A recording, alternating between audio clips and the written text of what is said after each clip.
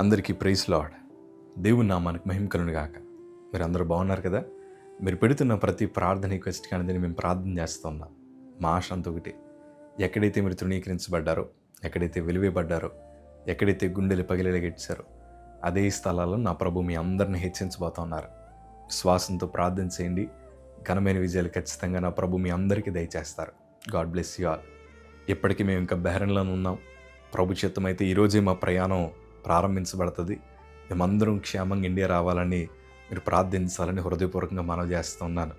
చాలా యుద్ధ వాతావరణం మేము చూస్తూ వచ్చాం, కానీ ఇందులో గొప్ప విషయం ఏంటంటే ప్రభు యొక్క బలమైన కృపను మేము అనుభవించగలిగాం. ఆయన రెక్కల చాటును అందరినీ మరుగుపరిచారు, క్షేమాన్ని ఇస్తూ వచ్చారు, ఆరోగ్యాన్ని ఇస్తూ వచ్చారు. అంత మాత్రమే కాదు, ప్రభు మమ్మల్ని సమృద్ధిగా పోషించారు. ఆహారానికి కొరత లేకుండా దేవుడు మమ్మల్ని పోషించారు. అలాగే కొంతమంది సేవకులకు కూడా చక్కటి ఆరోగ్యం దేవుడిచ్చారు.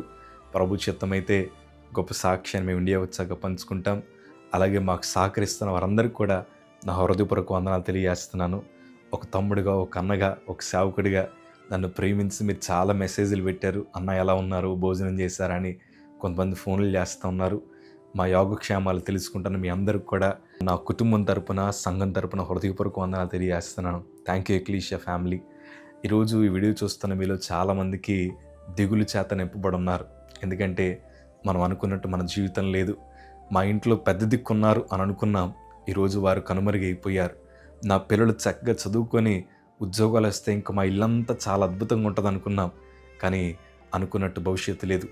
మంచి గృహం కట్టుకోవాలనుకున్నాం, చక్కటి స్థలం కొనుక్కుందాం అనుకున్నాం, భర్త బాగుపడాలని కోరుకున్నాం, మంచి ఆరోగ్యాలు ఉండాలని కోరుకున్నాం, కానీ ఈరోజు మనం అనుకున్నట్టు మన జీవితం వెళ్ళట్లేదు.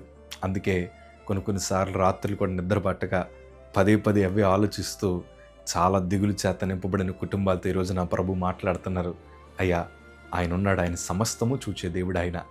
దేవుని వాక్యాలు నాకు చాలా ఇష్టమైన మాట.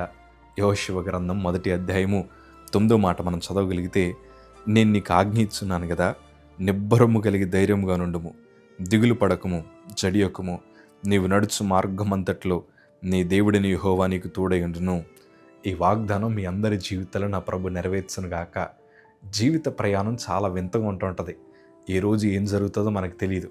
ఈరోజు చాలామంది జీవిత అనుభవాలు ఎలా ఉన్నాయంటే, ఈ రోగం వస్తుందని అనుకోలేదన్నా, కానీ ఈ రోగాన్ని అనుభవిస్తున్నాను. నా కుటుంబం ఇలా ఉంటుంది అనుకోలేదన్నా, కానీ ఈరోజు నా కుటుంబం అట్లనే ఉంది. నా పరిస్థితులు ఎందుకు ఎట్లా తారుమారైపోతున్నాయి? క్షణపాట్లో నా జీవితం మారిపోయింది. 2026 సంవత్సరమైనా క్షేమాన్ని అనుభవిస్తానేమో అనుకున్నాను, కానీ ఎందుకో తెలీదు, హృదయం అంతా చాలా దిగులు చేత నింపబడిందని ఎన్నో ప్రశ్నలు మీ హృదయంలో ఉంటే నా ప్రభు మీతో మాట్లాడుతున్నారు. ధైర్యంగా ఉండండి, విశ్వాసంతో ఉండండి. ఎందుకంటే మోషే మృతి పొందిన తర్వాత దేవుడు మోషే పరిచారకుడైన యెహోషువను దేవుడు నాయకుడిగా ఎన్నుకున్నాడు. బాధ్యతలన్నీ ఆయన భుజాల మీద పడ్డాయి. ఇశ్రాయేలు ప్రజల సంగతి మీకు తెలియంది కాదు. వారు కనీసం మంచినీళ్ళు లేనందుకే చాలా విపరీతమైన గొడవలు పెట్టారు. తినిన ఆహారమే మళ్ళీ పెడుతున్నారని రకరకాల మాటలు మోషేని చంపాలని ప్రయత్నం చేశారు. ఎన్నెన్నో చెప్పుకుంటూ పోతే చాలా మైనస్ పాయింట్లు ఇశ్రాయేలు ప్రజల్లో ఉన్నాయి. వీళ్ళందరినీ నడిపించాలంటే చాలా భయము, దాంతోపాటు చాలామందిని ఎదుర్కోవాలి. వీటన్నిటి మధ్యన యెహోషువ ఆలోచిస్తున్నప్పుడు దేవుడు ఆయనతో మాట్లాడుతున్నాడు. నిబ్బరము కలిగి ధైర్యంగా ఉండు, నువ్వు ఏ మార్గంలో అయితే నడుస్తున్నావో నేను నీకు క్షేమాన్ని ఇస్తాను, నేను నడిపిస్తాను, నేను నీకు విజయాన్ని ఇస్తానని దేవుడు ధైర్యపరుస్తున్నట్లే అదే దేవుని మనం ఆరాధిస్తున్నాం కదా. ప్రభు నీతో అంటున్నాడు, నీ జీవిత ప్రయాణంలో క్షేమాన్నిచ్చే బాధ్యత అయింది.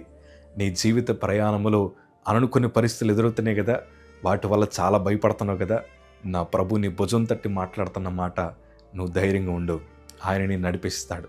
ఈ సంగమా, ఈ మాట చదువుతున్నప్పుడు నిజంగా ఇది జరుగుతుందా అన్న ఆలోచనలు చాలాసార్లు ఉండేవి, కానీ ఈరోజు వాటిని మేము అనుభవించగలుగుతున్నాం.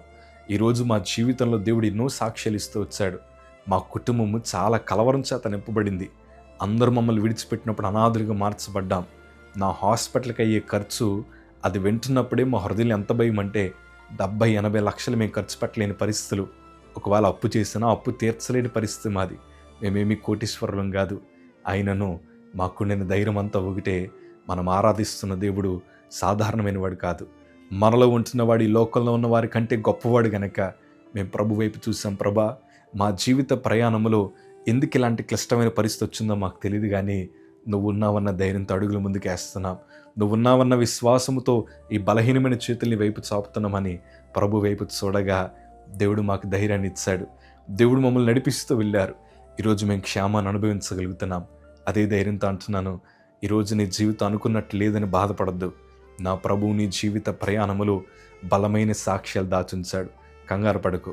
శత్రువులు ఎదురవుతారు, క్లిష్టమైన పరిస్థితులు ఎదురవుతాయి, బలహీనతలు మన జీవితంలోకి వస్తాయి. కొంతమంది మన చేయి పట్టుకుంటారు, కొంతమంది మన చేయి విడిచిపెట్టి వెళ్ళిపోతారు. అయినను కలవరపడాల్సిన అవసరం లేదు. ఎన్ని ఇబ్బందులు నీ కుటుంబంలో ఉన్నా, ఎలాంటి భయంకరమైన పరిస్థితుల్ని చుట్టూ ఆవరించినా నువ్వు ప్రభు వైపు చూడగలిగితే ఈ రోజే నా ప్రభు నీకుండే బాధ నుంచి తొలగించగలిగిన ఏకైక సమర్థుడైన. నీ హృదయంలో చాలా దిగులుందన్న సంగతి నా ప్రభువుకి తెలుసు. నిద్రలేని రాత్రులు గడుపుతున్న సంగతి ప్రభువుకి తెలుసు. ఆయన నిన్ను ధైర్యపరుస్తున్నాడు. మేము కూడా చాలా సంవత్సరాలు నిద్రలేని రాత్రులు గడిపామయ్యా. ఎందుకంటే అవమానించారు. అవమానాల వెనకాల అవమానాలు తెలుసా?